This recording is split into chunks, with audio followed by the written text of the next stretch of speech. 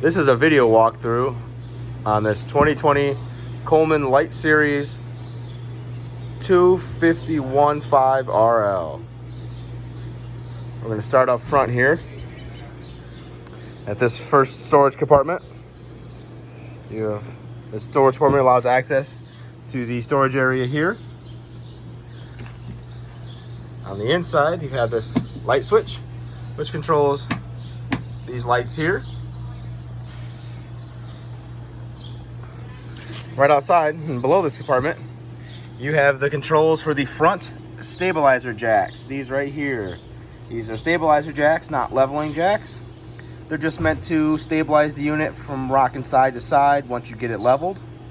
Just make sure you don't try to level the unit with these, because you will bend them.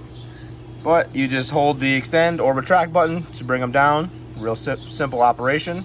You have the same set of jacks on the rear. I'll show you when we get to the rear, but it's the same thing.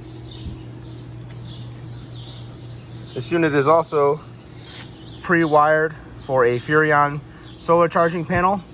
So if you want to mount one on the roof to trickle charge your battery, it's already pre-wired for it to help with ease of installation. On the front here, you have your 12-volt battery located right there. That 12-volt battery powers things like your refrigerator and some lights inside the unit. Underneath the propane cover,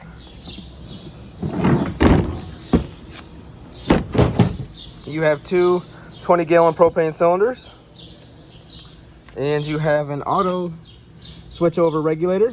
This regulator does have a directional arrow on it. This arrow is facing this tank here. As long as the valve's open on that tank, you'll be able to draw propane and use inside the unit. Being an auto switchover, if you have the opposite tank open, if you have this valve open, when the first tank runs out of propane, it will automatically switch over and start drawing from the next tank without having to come out here and manually flip this to the other position. But if you leave this tank closed, it obviously cannot draw propane from it, so your appliances won't work, and you have to come out here, open this valve, and turn the regulator. This is equipped with a power tongue jack. You have a light switch for the light, and then an up and down or an extend and retract button for ease.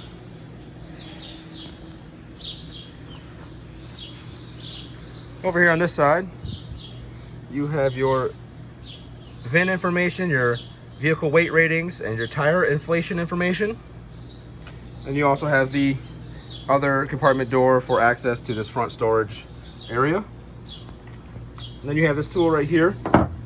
This tool is used when you are out of power, like say your battery's dead and you need to use this tongue jack. You need to get it up or down, but without battery power you cannot operate it. So you'll come over here, you'll take this cap off, and you can reach down in there and you can crank that to get it to raise it or lower it. That's what we were doing, the battery bullshit. Oh my God. Now right here is your sewage outlet with valves for the gray tank and black tank. The gray tank is the gray handle and the black tank is the black handle. When you twist this cap off, this cap just twists, locks in with these little ears right here, and you hook your sewage hose to it. I recommend dumping the black tank first and then flushing it with the gray tank. And while you still have your sewage hooked up and your valves open, I recommend coming up here and using your black tank flush valve. All you do for this is you hook your city water up to it once your valves are open, and it will flush water into the black tank, helping clear any debris that might be trapped in there.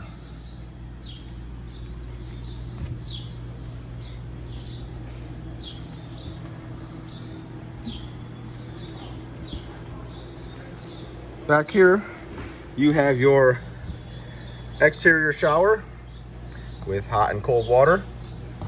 This just closes and you lock it to keep this door closed. Next to that, you have your city water connection. This is where you'll hook your city water up. Like say you're at a campground and they have water, they offer water. You hook that hose directly to this here. And this way you can use your faucets without having to either drain your freshwater tank or use your water pump. The city water will pressurize the lines and you can use it as if you're using the faucet in your own home. But if you want hot water, you also still have to turn the water heater on to get you some hot water in there, and then you can use it. You have a cable outlet right here for incoming part cable. And then you have your 30 amp shore power receptacle and shore power cord. The shore power cord does have this retaining ring on it, so once you plug it in, you can twist this on here and it will lock that on there, so you can't accidentally bump this and knock it off there. You have a full-size spare mounted on the rear.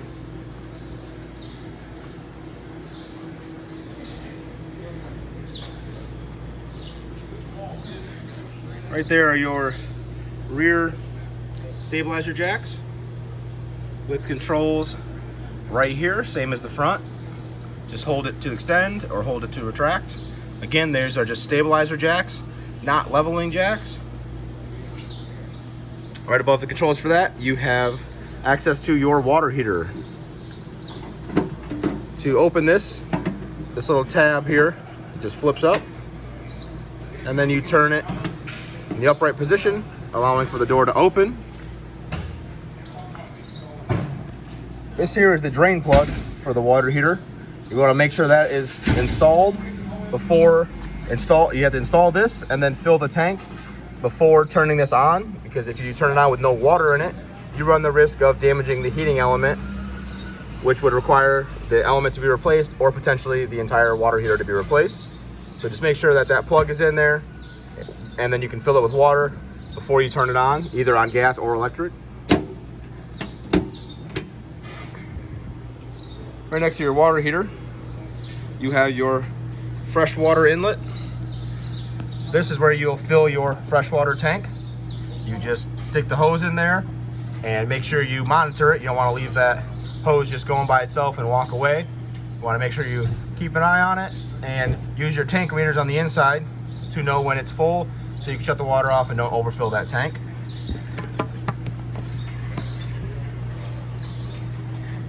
And then since we're talking about the freshwater tank, if you go right underneath the unit here, and then right between those axles, you see that little blue line with that white valve on the end of it? That's your freshwater tank drain. So if you ever need to just drain the freshwater tank, you can just open that, and that will slowly drain the freshwater out of the tank without having to run a faucet until you run out of freshwater.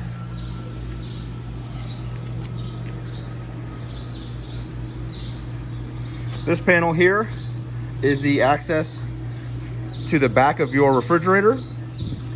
There is a fan back here, so it will make some noise when it's in operation. Don't be alarmed. If you ever need to access anything behind this panel, you just turn these two fittings here to the upright position, unlocking it, and then you can pull this away and access the back of the refrigerator. This is where the 12 volt will be wired for the refrigerator, also the 110 plug that the refrigerator requires to run. This panel here is the exterior access to your furnace. When the furnace is in operation, be careful that because this silver panel right here, the metal will get hot and the gas coming out of this will be quite warm. So just be aware that when you are using your furnace, this does get pretty warm right here, and the gas coming out will also be pretty warm. Right next to the furnace, you have a 110 GFI protected outlet and another cable receptacle in case you want to move a TV out here. You have a plug and an ability to hook to your antenna or part cable if you have it hooked up. All the way up here by the awning, you have your two exterior speakers and your hood range vent.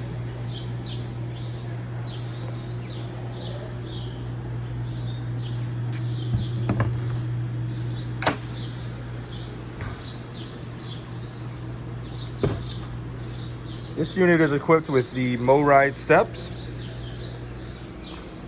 To operate these steps, to put them away, you just simply pick up on them and push them up, and then you'll hear an audible click from this mechanism right here. Once you hear that click, you'll know it is locked in place and these steps will not come down. They're ready for travel. When it does come time to take them down, you just pull this blue lever out, grab this handle right here, and pull towards yourself.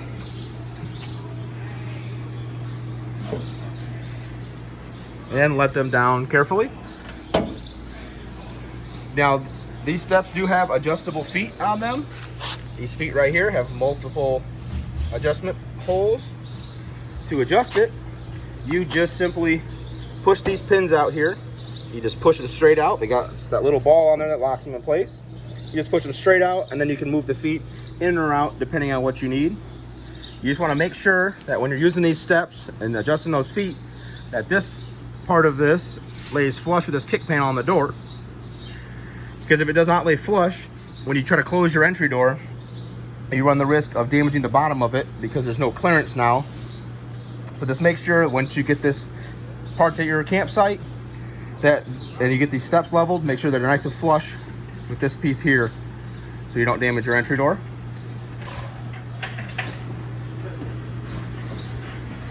When you walk inside the unit, the first thing you're going to see here is your control panel.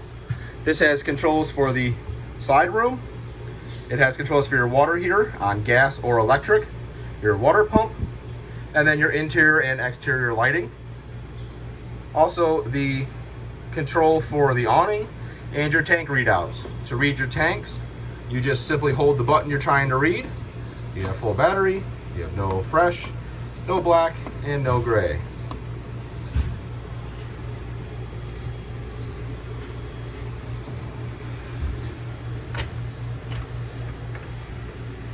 Looking to our right here, we have the master bed area with storage compartments and 2 USB charging outlets, one on each side of the bed. These lights are controlled by the push buttons in the middle of the light. You just reach up there, push the center of it, and it turns it on or off. Just that little button right there.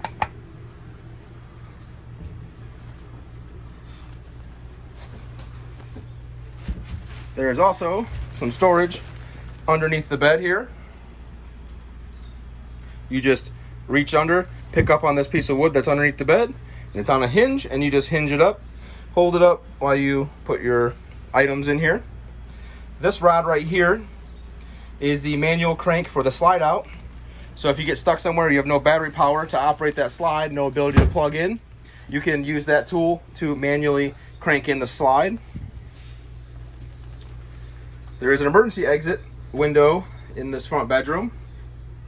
To operate the emergency exit window, you would just pull this tab down here and then straighten the rod up and push straight out. It does catch right about here so that you can just leave the window open if you'd like, or if you are really in an emergency, need to get out of this window, you just push this all the way through, which will free the window up. Come over here, grab this red tab on the screen, pull that away, that'll pull the screen out of the way, and you can safely exit this vehicle in case of emergency.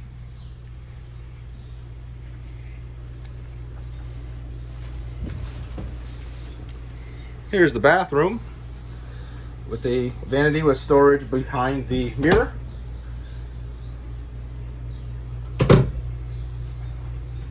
Your sink with hot and cold water again, and a 110 GFI protected outlet. Inside the shower here, you have your faucet with hot and cold water, and then this shower head also has a feature that to conserve water, you can just turn this to shut the water coming off from here without having to shut your faucet off, which would change the temperature of your water. So to conserve water, you can just leave this in the off position, and if you want to use it again, you can turn it back on.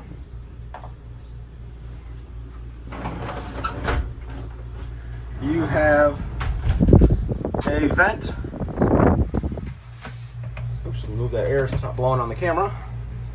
You have an exhaust fan with a vent here. To operate the vent, you just crank it up. And to operate the fan, you come over here and use that button. Just make sure that when the fan is on, this vent is open. You don't want to leave that fan on with the vent closed.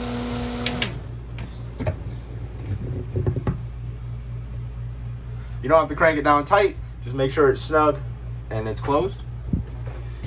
And the light switch for the bathroom is located right there.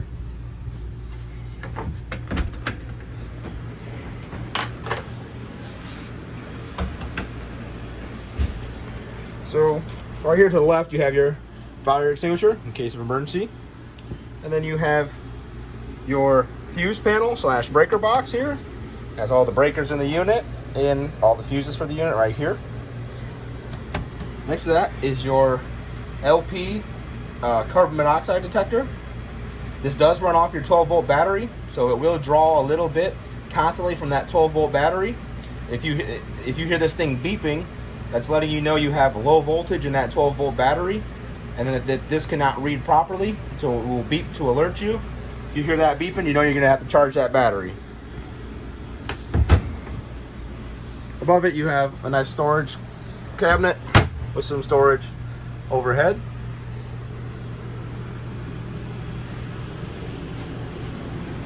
Then you have your kitchen area here with your refrigerator and freezer. To open this, you just push this little tab in right here and pull away from it, opening the freezer door, and same for the refrigerator door. All the controls are right here. The on-off button, the mode, this is auto, which will run on electric, or you can manually put it on LP, which is liquid propane. Your temperature setting button is right here to adjust temperature of the refrigerator. These refrigerators do take a little bit of time to cool down. They don't operate necessarily like a residential style refrigerator, so don't be alarmed when it does take a little bit of time for this to cool down to usable temperature. What you can do though is before you leave for your trip, you can turn this on and turn it on LP so that it's on the LP like that.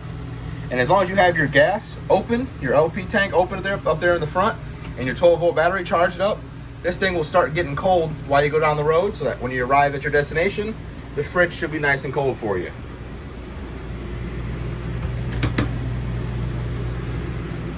Here you have your Furrion oven and with cooktop.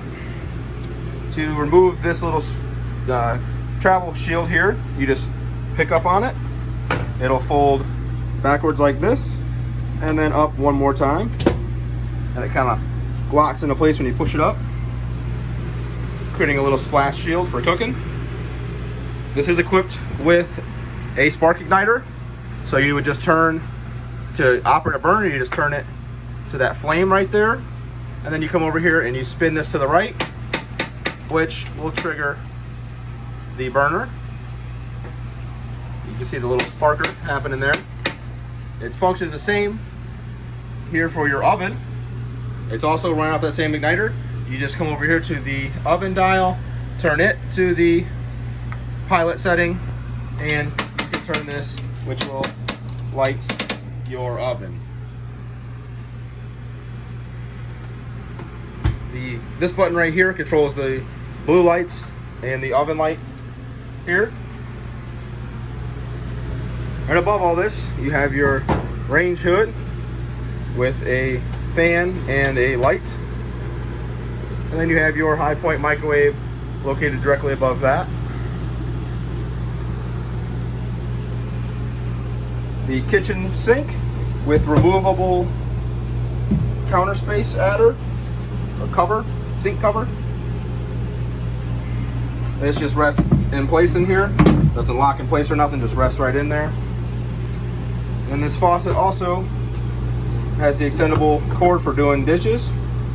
And then you can change the flow of the water by pushing this lever here, whether it be a stream or more of a shower style.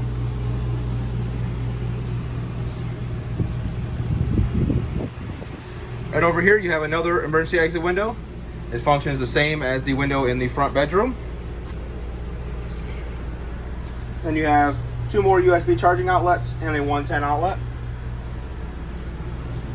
And you have this couch here that flips up and folds into a bed. You just pick up on the bottom, pull out towards you, and it folds down into a bed. To put it away, you just pick up the front again, push towards the back wall, and it locks in place and it's ready for sitting again. And then you have the dinette with some more storage space to the left here. The dinette also folds down into a sleeping area. To operate that, you just pick up on this table. It's not locked in place or nothing. It just gets pressed. These things just press into these tubes. And then when you want to turn into a sleeping area, you just pick up on the table, pull the tubes out of either the table or down here. And then you just take the table and you rest it on these blocks on both sides here and rearrange the cushions. This light has the light switch located right here. And then you have your entertainment center with your radio right here, which with the zones to control interior or exterior speakers or both at the same time. It does have a auxiliary port so you can listen to your own music if you'd like. Standard radio control settings. And then right here you have a area to mount a TV. You must mount the TV in this general area because there is a backer panel there to ensure a secure mount for that TV so it doesn't fall off the wall and potentially damage that TV or anything inside the unit. And last but not least is your thermostat located right here. This thermostat controls the AC and the furnace. Change the modes. You just when you touch the screen, it will wake it up, and then you push the mode and you leave it on that. The furnace will come on. Adjust your temperature here, or you can turn it all the way off, and then you can run your AC on it as well. This does go to Celsius as well as Fahrenheit. To go to Celsius, you just push these two buttons at the same time, and it goes to Celsius. Push them again, and it goes right back to Fahrenheit. And that will conduct this walkthrough on this 2020 Coleman.